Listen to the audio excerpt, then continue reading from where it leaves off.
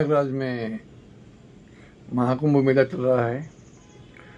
उसके पहले 2022 में संत सम्मेलन हुआ।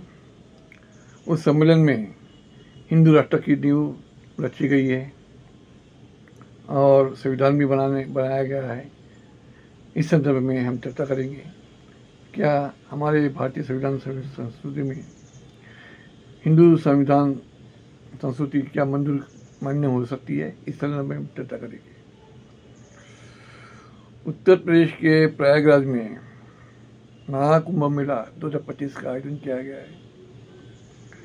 बड़ा सोलह से वो कार्यक्रम मनाया जा रहा है और उसके पहले 2 वर्ष पहले 29 जनवरी 2022 में संत सम्मेलन का आयोजन प्रयागराज में किया गया था। उसका नाम पहले धर्म संसद रखा गया था, परंतु स्थानिक प्रशासन ने उसको अनुमति नहीं दी। इस कारण उसका नामकरण संत सम्मेलन रखा गया। उस सम्मेलन में अखंड हिंदू राष्ट्र निर्माण का वादा किया गया, घोषणा की गई और अखंड हिंदू राष्ट्र निर्माण के लिए संविधान निर्माण समिति का गठन किया गया। सदर हिंदू संविधान निर्माण समिति में 25 लोग की नियुक्ति की गई, जिसमें 14 विद्वान उत्तर भारत के और 11 विद्वान दक्षिण भारत के थे। और उसमें उस समिति में सर्वोच्च न्यायालय, जिसे हम हमारे भारत की सबसे बड़ी न्यायालय मानते हैं, उसके जो सेवानिवृत्त न्यायाधीश थे वो भी उसमें समिति में रहे हैं। अभी उस समिति के जो संरक्षक थे, जो शांभावी पीठ के आनंद स्वरूप थे, जो संरक्षक है, और जो प्रारूप समिति है उसके अध्यक्ष है डॉक्टर कमलेश्वर प्रसाद उपाध्याय, उनकी नियुक्ति की गई। उस समिति में 25 लोग समिति में 12 महीने 12 दिन मेहनत की उनको पता है। उन्होंने एक हिंदू राष्ट्र का संविधान बनाया, जो 501 पेज का संविधान है, हिंदू राष्ट्र संविधान बनाया। अभी इतने विद्वान है उस जमाने में भारत को संविधान में आज़ादी मिलने के बाद में संविधान समिति बनाई गई। उन्होंने जो मेहनत की उनको उन्होंने पानी फेर दिया, ऐसा दिखाई पड़ता है। इतने विद्वान लोग हैं। तो उन्होंने उसको अब मंजूरी दी। अभी ये कुंभ मेला जो चल रहा है उसमें वो रखा जाएंगे। उस समिति का जो संविधान समिति ने जो ड्राफ्ट बनाया 501 पेज का, वो रखा जाएगा। उसके बाद में जो चार जो पीठ है उसके शंकराचार्य को भेजा जाएगा। उसकी अनुमति मिलने के बाद में वो केंद्रीय सरकार को भेजा जाएगा। उस जो पीठ है, 4 शंकराचार्य की पीठ है, और चुंगरी पीठ केरला में है, जो यजुर्वेद की वो निर्माता कहा जाता है। शारदा पीठ गुजरात में है, जिसे सामवेद का निर्माता कहा जाता है। ज्योतिर्पीठ उत्तराखंड में, उसको अथर्ववेद का निर्माता कहा जाता है। और गोवर्धन पीठ जो है और ऋग्वेद का, उसको निर्माता कहा जाता है।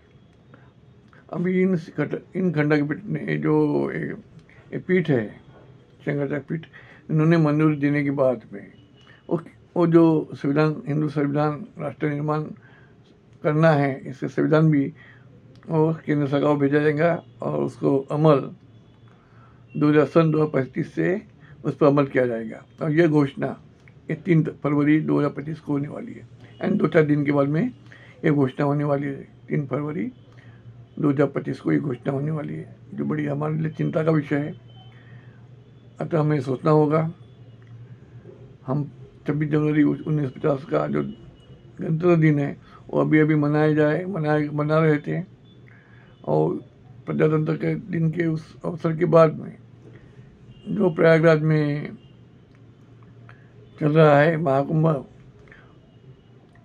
उसमें ये संविधान की घोषणा होने वाली है 3 फरवरी को, और हम अपने मस्ती में रहे तो हमारे देश के लिए बड़ा खतरा है, भारतीय संविधान को खतरा है, हमें इस पर सोचना होगा। अभी ये जो संविधान समिति ने जो 501 पेज का जो संविधान बनाया, हिंदू राष्ट्र संविधान, उसको भी हमें देखना होगा।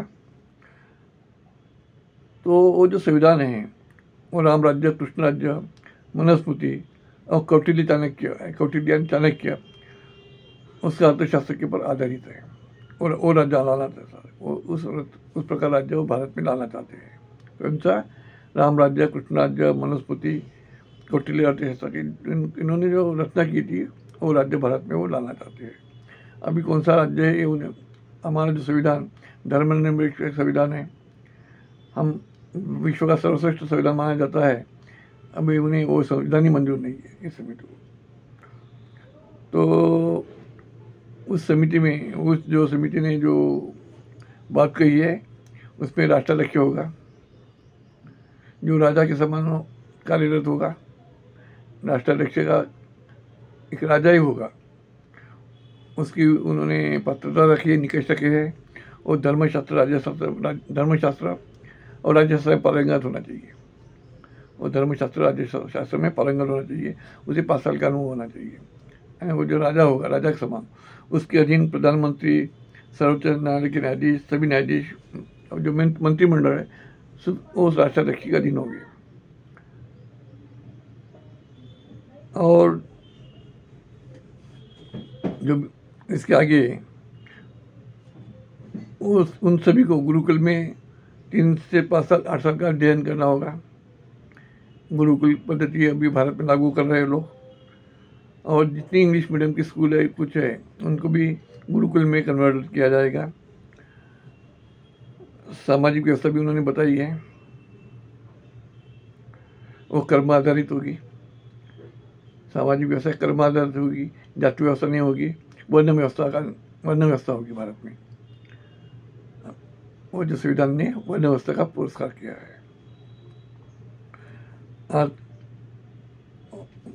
कर प्रणाली भी उन्होंने निश्चित किया है कि अभी की जो कर प्रणाली है वो नहीं रहेंगी, आयकर नहीं देना होगा, लेकिन आर्थिक प्रोविजन कैसा करना है उसके बारे में उन्होंने कुछ कहा नहीं। बस कर प्रणाली जो भी की वो नहीं रहेगी, वो आयकर नहीं देना होगा, इतना कहा है, लेकिन वो आर्थिक व्यवस्था, देश चलाने की आर्थिक व्यवस्था प्रोविजन उन्होंने अभी तक बताया नहीं है।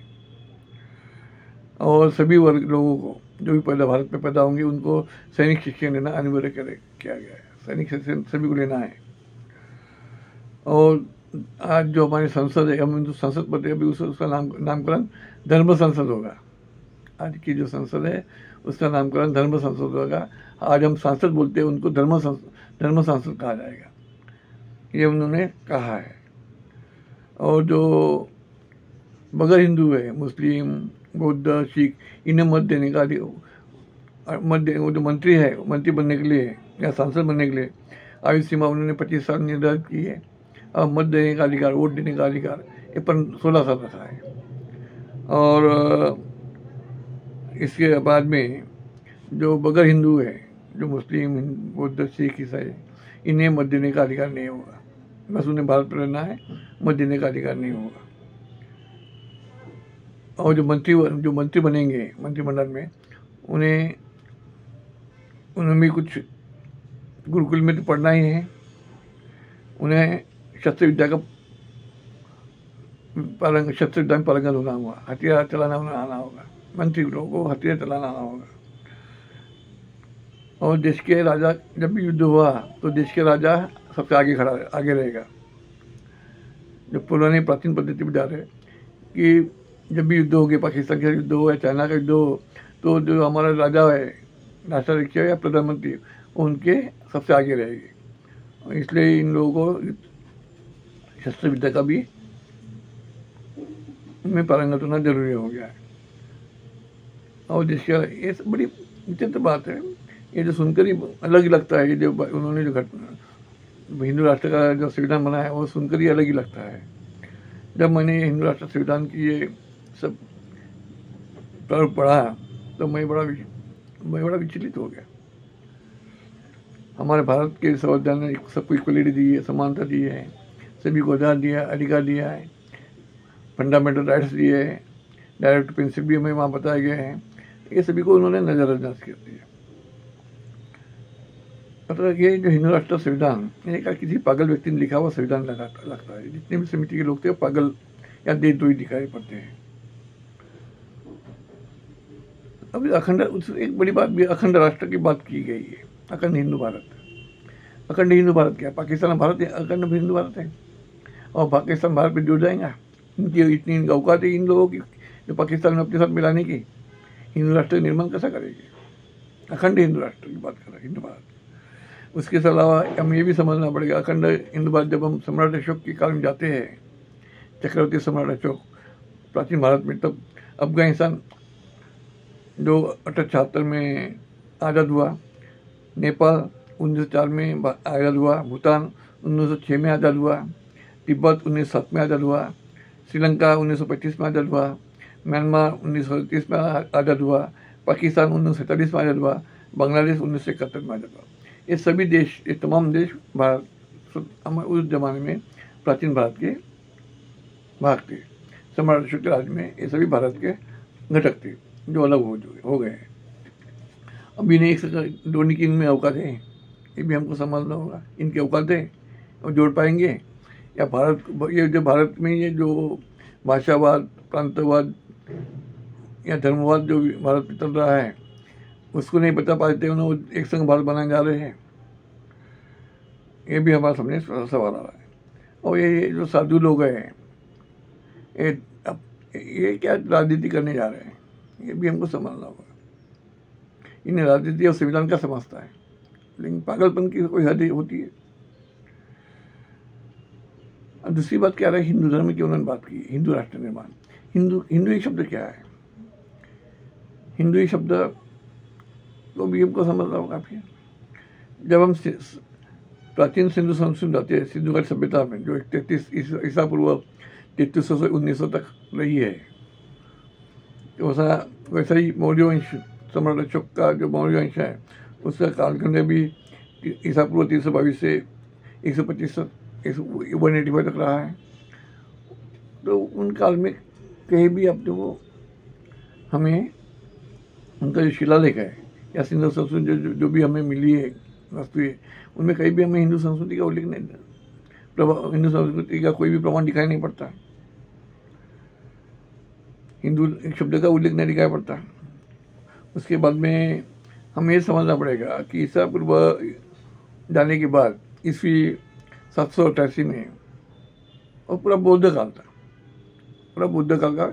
और सिंधु संस्कृति में भी पहला बुद्ध हमें तानंगा बुद्ध हमें दिखाई पड़ते हैं, उनका स्तूप दिखाई पड़ते हैं, चक्रा का स्तूप दिखाई पड़ता है, अन्य स्तूप दिखाई पड़ता है। वो जो पंडित है उनकी मुद्रा जो होती है वो भी बुद्ध भाव की शक्ति में बुद्ध के समान को दिखाई पड़ती है। तो शंकर नाम का 788 पे जो पैदा हुआ शंकर, और प्रचंड बुद्ध कहलाता था। शंकर जो आगे जगह शंकराचार्य बना, आदि शंकराचार्य उसको बाल में बोला जाता है। उसे जन्म 788 में ईस्वी में हुआ है, ईस्वी पूर्व नहीं, ईस्वी में हुआ है। और उसे 4 पीठों का निर्माण भी किया। सुंदरी पीठ केरल में बना, शारदा पीठ गुजरात में बना, ज्योतिपीठ उत्तराखंड में बना, गोल्डन पीठ उड़ीसा में बना। इन पीठों का निर्माण बाद में उसने किया। और 10वीं शती में क्या आसपास हुआ है, 9वीं 10वीं शती की बात कर, कालखंड रहा है। तो कागज का जो शोध है वो 10वीं शती में चाइना में लगा।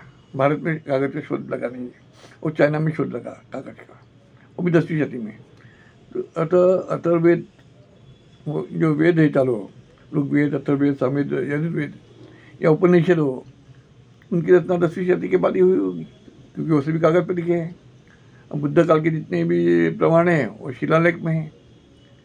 तो इसका मतलब इसके अलावा रामायण महाभारत ये कोई धर्म ग्रंथ नहीं है, ये महाकाव्य है। रामायण महाभारत ये धर्म ग्रंथ नहीं है, महाकाव्य है, वो भी कागज पर लिखे गए हैं।